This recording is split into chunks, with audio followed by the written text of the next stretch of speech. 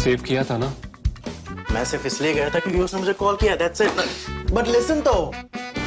Save it for someone else. जिंदगी में save करना जरूरी है, मगर जब बात पैसों की हो, सिर्फ सेविंग से काम नहीं चलेगा। इक्विटी म्यूचुअल फंड्स में इन्वेस्ट कीजिए और अपने सेविंग्स को आगे बढ़ने का मौका दीजिए। Mutual fund investments are subject to market risks. Read all scheme-related documents carefully. Much has been written about Prime Minister Narendra Modi's mass appeal, his being a mass leader. But not much attention has been paid to the fact the role that he played in bringing the BJP to power in Gujarat and several other states. A new book, The Architect of the New BJP, How Narendra Modi Transformed the Party, attempts to do just that. Authored by seasoned journalist Ajay Singh, who is also the press secretary to the President of India, this book shares a lot on Prime Minister Narendra Modi's role as a brilliant strategist. We have with us today Ajay Singh, who will be in conversation with our political editor D.K. Singh and me to discuss what all is there in the book and how he also views Modi. Welcome, sir. Thank you very much. Sir, to begin with, if you remember, the Union Minister Rajnath Singh, he had said that after Mahatma Gandhi, if there is someone who understands the hearts of the people, then it is PM Modi. How do you see this comment, considering there are so many mass leaders? So how would you see this entire comment? Well, when he said that, it was during the launch of my book, and he referred to my book, in fact.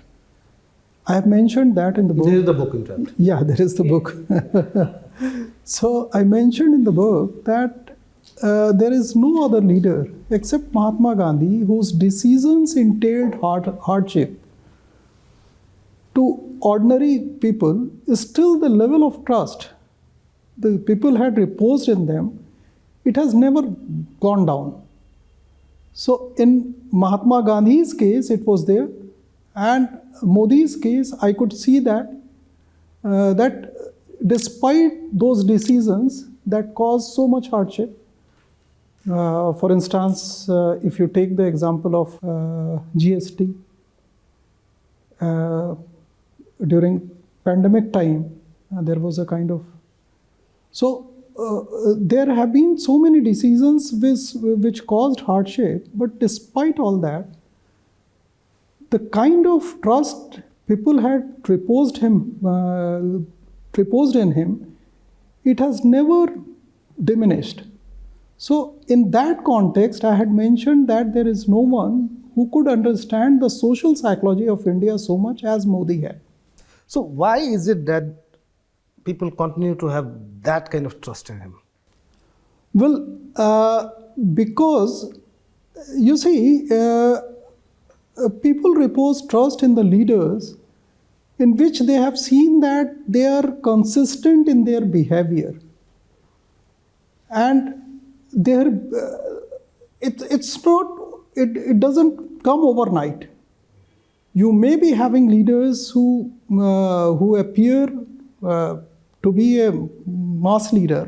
There are so many good leaders in India, but after a certain point of time, 2 decades is a long time. So Modi has outlasted everyone, if you could see that. So it was in this context that I had explained it. And how do you see Modi's evolution from a RSS pracharak to general secretary in the party, then to being the CM, the PM? How do you see that? Well, that journey in itself is very interesting, and I have tried to explain that journey in the book.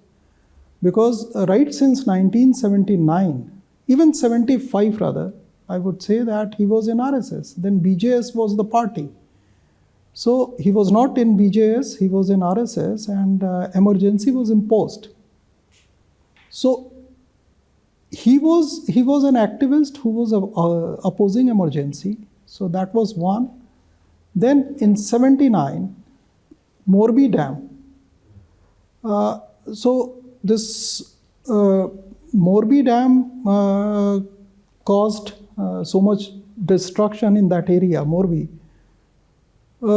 he was the one who reached there, and he organized a kind of relief work, which is still known as the best relief work at that point of time. So he had that kind of organizing ability. And then I have also referred to in the book that in 83, there was a movement of farmers, Khedu movement. So he did that in that movement also. But that's very interesting, because that movement was about the farmers not being allowed to sell their produce across the borders. I mean, so every state has its own restriction. Somehow, when you look at the controversial farm laws, which was brought here, doesn't allow the entry of food so grain he was from- trying to break that thing, which he had tried 40 years back. So the Khedu movement also, I suppose you have mentioned, you have elaborated on this, how, say that Jeera, for instance. Jeera, yeah. For trade of Jeera, from Rajasthan to Gujarat, produce is there, it has to be sold here, it was not being allowed. Yeah. So breaking all those barriers, and he actually got into that movement. And if I recall it right, what you have mentioned is, some farmers were also killed in police firing. Yeah, they were killed. And he was totally into it. Bhati Kisan Singh was there. Yeah. And imagine after all these years, it was in 83, 84. Yeah, 83. He is revisiting the thing, 40 years later? 40 years later. No, that is something very important, because you see that Khedu movement in Gujarat, BJP doesn't have the base in rural areas. In fact, BJP doesn't have the base in the state as such. Because of Gandhi assassination, there was a tendency among people of the state to shun RSS as well at that point of time. But here is a man who, through his organizational skills, he tried to co-opt those sections which are not part of the RSS fold or BJP fold. That is how he did it. And in that case, this peasants movement, what happened that he not only led the movement, and it was, it is important that Bharatiya Kisan Sangh at that point of time was led by Tattopan Thengdi, who was excellent organizer himself. So he was the one who led it, and when farmers were killed, he made arrangement that their families can be taken care of. So it established a kind of rapport, credibility of the organization. All those things he did. Your book is titled The Architect of the New BJP. But it's new BJP is what we are talking about, say, what he has done to the BJP since 2013-14, since he came to the center. But what your book does is to take us way back, 40 years back. And we haven't read much about this. So we have read a lot about his mass appeal, his popularity, everything, how he has emerged from chief ministerial days to his, as somebody who is a national icon today. But what your book does is to give a very good insight into what a brilliant organizer he was, a political strategist. That was the intention. So what we do nowadays is, generally what we have been doing, what we say, or as I have just written, referring to your book, that, we have always been hyphenating Modi Shah. So Modi Shah's BJP, Modi Shah's election, because the way we tend to compartmentalize things, that Modi is the face, he is the popular face, and Amit Shah is the strategic brain. And that's how it's happening. What you have shown here is that Amit Shah is in fact building on what Modi did. In fact, it's Modi's playbook which Amit Shah is following, because Modi was a brilliant organizer. You're absolutely right. In fact, I would rather say that new BJP should be seen in the continuity of old BJP. So I'm not discounting the organizational abilities of those leaders who were known for their organizational skill, like Sundar Singh Bhandari, Kushabhau Thackeray, L.K. Advani. So he tried, it is a kind of continuity of that. Because I'm looking at it, through the things he did. For instance, in your book, you have mentioned this Ahmedabad Municipal Corporation election in 1987. 87. So now everybody talks about, how everybody is going to, went to Hyderabad for that municipal corporation election and You how wrote BJP that. is focusing. Yeah. But way back in 87, the kind of focus and the way Modi used that election to expand the BJP's footprints in Ahmedabad. Can you tell us about that? I mean, how You he did see, this? DK, I have interviewed around 100 odd people who were associated with him. So, in most of the cases, especially in Ahmedabad case, I have found out that one thing was certain, which he explained to his party leaders then, and he was new in the BJP then, that you see, you will not win the votes simply because of oratory of a leader. For instance, Vajpayee was an excellent orator. But there will be people to attend his rallies. But BJP will not win the election. So what he did was that he co-opted those sections like those laborers who came from other states. Yeah. He won them over and he ensured that a large section of those vote for the BJP. So basically, people going from UP, Bihar to Gujarat, I mean, in that election, all of them voted for the BJP. Most of them. Because of his effort. Yeah, most of them. I think BJP won all the 24 wards. Yeah, all the 24 wards. So that was something which was not heard of. And he brought in the leaders from PSP, The Socialist Party. Praja Socialist Party. The chairman, mayor of the AMC, Ahmedabad Municipal Corporation, was from PSP. Yeah. And there was another leader who was very firebrand leader. He was also roped in.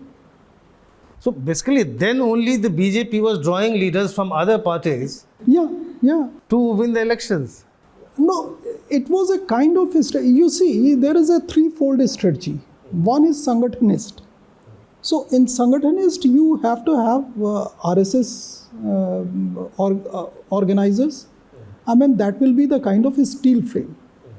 Then there is a kind of those who are influential leaders from other parties. And the third were those who had their own influence in other areas apart from politics. So he integrated all these three strategies into one, and this Ahmedabad election was an evidence of that. And there was another aspect to it, as you have mentioned, this what we see today, this mobilization of the Hindus. That was witnessed in that Ahmedabad Municipal Corporation election also. You have mentioned about this Abdul Latif, the gangster. Yeah. So can you talk about Latif, that? I had spoken to those those leaders who were there in the election. They told me that a caged lion was paraded all over Ahmedabad. And because lion was the symbol of that independent candidate Latif, who was in jail. Yeah, who was in jail, and he contested from 5 wards. He won all. But the trouble was that the more he did it, the more consolidation of Hindus happened.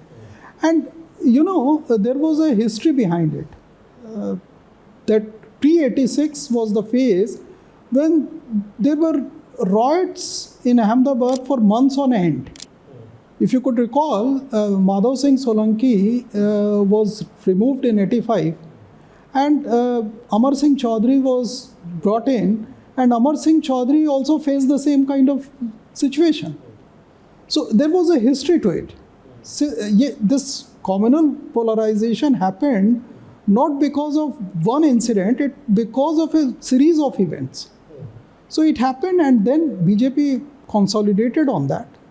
And AMC is supposed to be... Then the most important part was that after winning over the AMC, he addressed a meeting, and where he said that this election you have won, but you have won to serve the people. So unless you do that, you will not be here to retain this seat.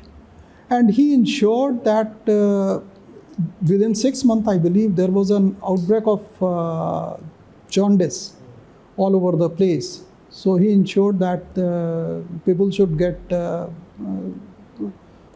good water, and they were attended to. So all those things created a kind of image that here is a party which has distinct style of governance and distinct style of politics. So that's as well. interesting, because Gujarat, if we see, and today, now that it's a poll-bound state, everybody talks about the BJP's domination there. So it's not from 95 only, because in 1990 election also BJP was a partner. Yeah. It had its own deputy chief ministership. So Yeah. we are talking about 42 years. Huh. Since when BJP has been dominant. But before that, except that 2 years Janata Party period, is 3 years, 77 to 80, That was the time of BJP never held power in Gujarat. Huh. So what happened in 80s, after from 90 onwards, once BJP got into power, it never left. You see, what happened in 90, it was an interesting event. If you have read the book, you will find in that in 90, Modi ji wanted to go it alone. But it was because of the insistence of the senior leaders that they have to align with Chiman Bhai Patel. But after that demolition happened, and this Chiman Bhai joined the other party, and everything happened after that. In 93, 94, BJP deliberately projected its strength in a manner which appeared as if it's a party all over the state. And that resulted in good dividend in 1995, when BJP came to power. There is an instance that in 1990, I believe, he asked all the leaders, all constituency leaders, those who were aspirant for ticket, MLA's ticket, to come to Ahmedabad on a rath. So there was a kind of makeshift rath on a jeep, and 195 raths roaming around Ahmedabad. It gave the impression that BJP is very strong. So, And then there are some other interesting things you have mentioned. For instance, sending BJP workers to pawn shops, tea stalls, in trains, in buses, to talk about, how... invincibility of the BJP. Just to create that atmosphere that, okay, BJP is the party. Yeah, BJP is the party. And since AMC they had already won, and AMC projected a kind of model which everybody liked. So there was a ready-made example that if BJP comes to power, they'll do the same thing. So if you extend AMC to state and then to nation, the strategy is almost the same. Yeah, from then till now, yes. Yeah, there is a kind of consistency. So you're talking about Modi as a brilliant strategist, but how do you explain this entire Modi phenomena, especially in the backdrop of, is it to be viewed in terms of people's disillusionment with political parties, dynasty, corruption, or is it about Prime Minister Modi's image, the personality cult, a person who is very decisive, non-corrupt? How do you see it? No, in fact, it is not important as how do I see it, because I tried to write it, I focused on organizational skills only. I have found out in many interviews that the personality cult would have its own life. And that is by and large ephemeral. It's not so long. So unless you have good organization, unless you have trust, you develop a kind of trust. He has developed a kind of trust which I had not seen in any leader, that even if there is a wrong decision, wrong in the sense, I'm not saying wrong decision, people say it is wrong, then Modi accepts it. These farm laws. So farm laws, he didn't say that it is wrong, wrong decision. He said that in deference to people's opinion, I'm withdrawing. Accepting that. Accepting that. So obviously his evolution from a political election strategist to a mass leader, national icon, it has been a remarkable journey, of course. But what we want to understand from you, because you have seen the BJP from such close quarters for the last 40 years. So when I entered the profession, you were already a big thing in journalism. So, and you covered the BJP very extensively, very closely even then. How is Modi's BJP different from, say, Vajpayee's BJP or Advani's BJP? DK, I would ask you one thing. That 2 decades back, if somebody would tell you that there will be a BJP in Northeast, what would you have thought of that man? You would have outrightly dismissed him. Kya bol rahe ho yaar? Kahan? It's not possible. So the kind of growth, I could recall that there are many national executives which I attended where all top leaders lamented about the fact that BJP's geographical and sociological restrictions are the major impediments. Across the Vindhyas, there was no BJP, and even in eastern India, except for some pockets in Bihar, there was no BJP. Odisha, there was none. Bengal, there was none. So now you see the expansion. So one is this aspect of expansion. Another is the internal working of the party. How democratic was the BJP then? Because today you see a lot of people talking about, all the decisions are imposed from the top. There's no space for dissent and all that. You have seen the BJP since its inception from 80 onwards. Do you concur with this fact that things have changed? It's not that democratic, and probably Vajpayee's BJP was much more or allowed much more dissent than what's happening today? No, I won't say that, because dissent, if it happens, it happens. There are so many leaders in the BJP who go out of the way to say certain things which are out of tune with the party's line. So I won't say that. You see, when you have a leader like Modi, then it would be wrong to compare him with Vajpayee or anybody else, because Vajpayee has his own, he was leading a government of so many parties. He didn't have his own majority. Even during that time, if you could recall, Swadeshi Jagran Manch was against him. There have been many instances at that point of time where it was said by senior functionaries of the RSS that Vajpayee is not paying heed to what RSS has been saying. So I would say that this is an ongoing debate. But in a political party, if you see, what kind of democratic space you wanted to have in a party, it depends upon that. I think decisions are not superimposed, they are discussed, what I have heard. And after discussion, if they arrive at a consensus, they take a decision. I don't believe that there is a new culture of work which has affected the BJP and which was not there earlier. I don't see that. But just to add to that, there was a statement by BJP Gujarat president who said that, don't come to me because all the ticket distribution will be by PM Modi and Amit Shah. Where is Mr. JP Nadda in all of this? So in that respect, we wanted to understand that, how much space is there for people to take independent decisions, or, that everything is being discussed and then being decided. Well, I have not seen that statement. I am not qualified to comment on that. But ticket distribution is something which normally, this Central Parliamentary Election Committee, they sit on that.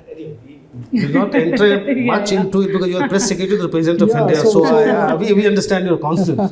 So let me take you to a related point probably. The role of the RSS in the government then, during the Vajpayee era, and how it is today. Is there any scaling up, scaling down? Because Or their level of involvement? Well, you see, there is a tendency to misread the RSS and BJP as two competing centers of power, which they are not. In my own understanding, as a reporter, as a journalist like you, I have always found that they are not competing centers of power. They complement each other.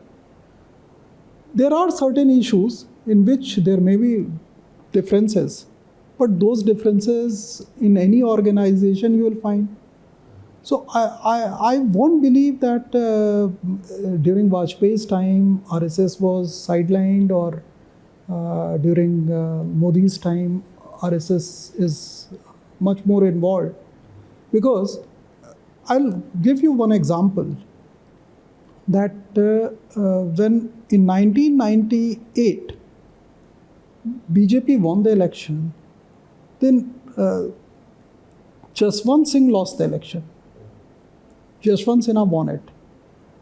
And there was a rumor that when Vajpayee wanted to make Jaswant Singh as FM, RSS had gone there and RSS leaders had gone there, and then they said that since he doesn't toe the line of Swadeshi, he should not be inducted. So, but those were, we also wrote that.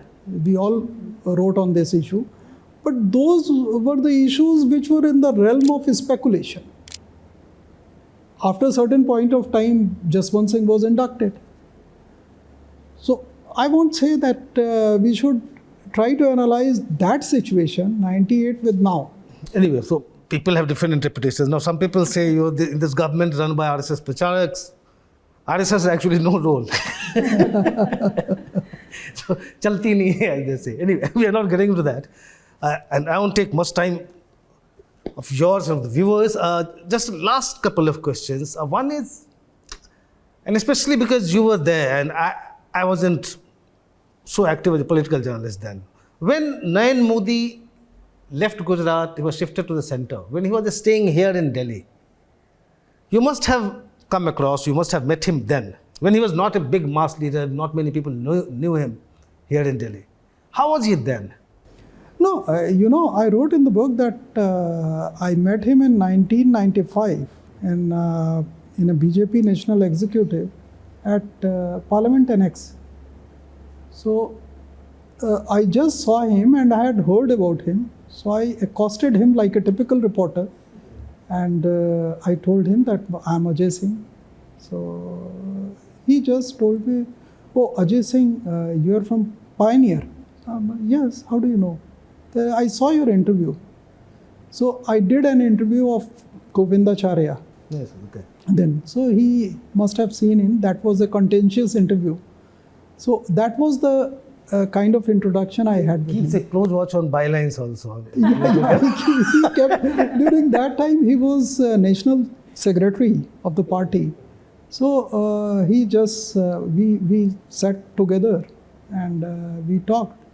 So that was the time when I didn't know that, I had absolutely no idea, but I had heard about his organizing abilities. So I was more keen to know about that. After that, And he was staying in one room here. Dilip Sanghani's house in Harishchand Mathur Lane. So I had gone there. There was a room, very simple room, a Spartan room, with a bed and one set of chair and some briefcases and all that. It was a very simple room. So I used to go and see him over there. So that was the time, and if he had any political ambition, at that point of time, I didn't know about it because I had not seen any. And he was a kind of backroom strategist who was doing all elections in Haryana and Himachal Pradesh, Chandigarh. So, but even at that point of time, I had heard about his abilities in Haryana. The manner in which he forged a coalition with Bansi Lal. And Bansi Lal was, at that point of time, we used to think that Bansi Lal, how can they align with Bansi Lal? And he was the defense minister during the emergency. So, but he not only aligned with them, and he insulated the BJP from the adverse impact. So that was something very, And there's another thing, in Ahmedabad Municipal Corporation's context, we have discussed how he was able to mobilize the Hindus because that Abdul Latif and for whatever fact, and because of the background of communal tensions. History of riots. Haryana, when you're talking about Haryana, then another interesting thing, how this nationalism is brought into the political discourse. Sudha Yadav's example. Yadav's example was something very instructive. Because Sudha Yadav had no RSS link. Sudha Yadav had no BJP link. Manohar Lal Khattar, who is now Haryana CM, he was an important leader. He was sent to her residence to find out if she is ready to fight the election. Initially refused. She was evolved widows. Yeah, initially she refused. Then she was persuaded to contest the election, and the manner in which she fought, and her husband died in the Kargil war. Yeah. And he was in the BSF, and that was the only thing actually people know about. Yeah, that was the only thing. And Haryana is a male-dominated society. There, he gave women a space, and thereby he appealed to women. So that was an strategy which worked. So, I try to bring that out in the book. So, I have my last question. Maybe she will have some questions. So, I'll go by what you have written, the concluding para of your book. That I find very interesting. And I'll read it out. You are saying, Modi ensures that organization is not a political expedient for the government. He has created a unique harmony between the government and the organization, which never existed before. And then you write, this predominant political position is unlikely to be unsettled in a post-Modi phase, as he will be leaving behind a robust political structure that will keep on creating its own icons of the time. Now, what you're telling us, because it's a permanent debate actually, anywhere you go, you listen, everybody talks about it. After Modi, who? Although he's not, I don't really see him going anywhere in the next 6-7 years, but that's something everybody talks about, especially the opposition, because opposition parties are really feeling kind of hopeless. And here you're saying that post-Modi also not much is going to change because the structure he has created will produce its own icons. Yeah, so why I'm saying it, because you know it too well, that Congress has acquired a position in 60s. Rather 47 afterward, which is predominant pole. It was the pole around which every other party revolved. BJP has acquired that kind of position. So it took Congress almost how many decades? 6 decades to get dislodged from that position. Even then, they created their own icons of the time. Narasimha Rao was one. Manmohan Singh was another one. So there are so many icons which Congress organization had created. Similarly, BJP had acquired a position and a kind of vote share from where it would be difficult for decades to dislodge it. I am not talking about victory or defeat in election because those are different issues. But the kind of robust organization they have, BJP has right now, I think they will create their own icons of the time and it will outlast individual. Neelam? You've answered this question partially when Sir asked about, how Modi, as a party, how BJP is different under Modi compared to Mr. Vajpayee. What about government? When we look at Modi government, how do we compare it with Vajpayee government? Well, you see, in 1998, Vajpayee had 13-month stint, and after that there was a 5-month. Even that was also marred by this, if you could recall, TDP and tantrums of TDP and then DMK. And 99, AIADMK was the one who brought it down. So Modi didn't have any that kind of. So governance is smooth and firm. Unlike the past, when you have to bank on so many allies, you have to look up to so many allies for support.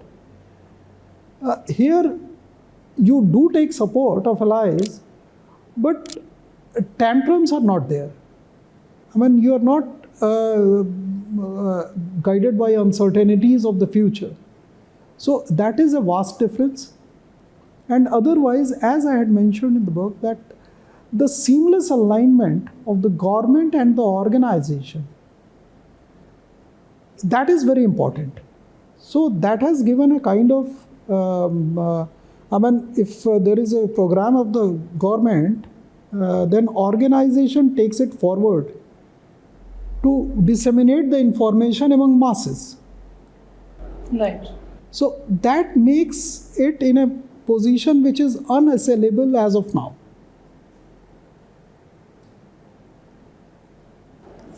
Anything else? Let's wind up now because he has to go.